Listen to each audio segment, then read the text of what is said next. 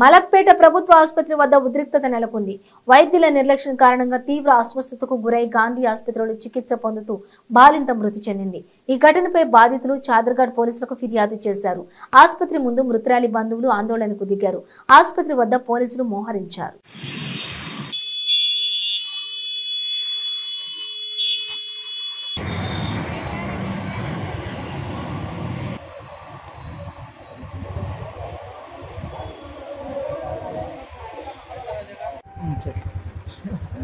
నేను మండే రోజు area hospital మా భార్యను డెలివరీ కోసం తీసుకొచ్చిన.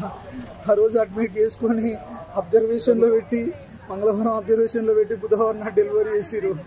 అప్పటికే డెంగ్యూ ఫీవర్ అవన్నీ ఉన్నాయంట. అవన్నీ ఉన్న వాళ్ళు సర్జరీ చేసిరు.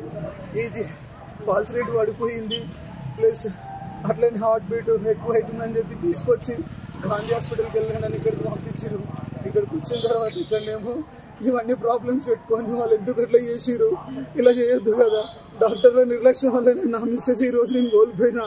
నాకు వన్ డే పాప అంతే, ఒక్కరోజు నేను పాలు తాగకుండా నా మిస్సెస్ నా నుండి దూరం అయిపోయింది.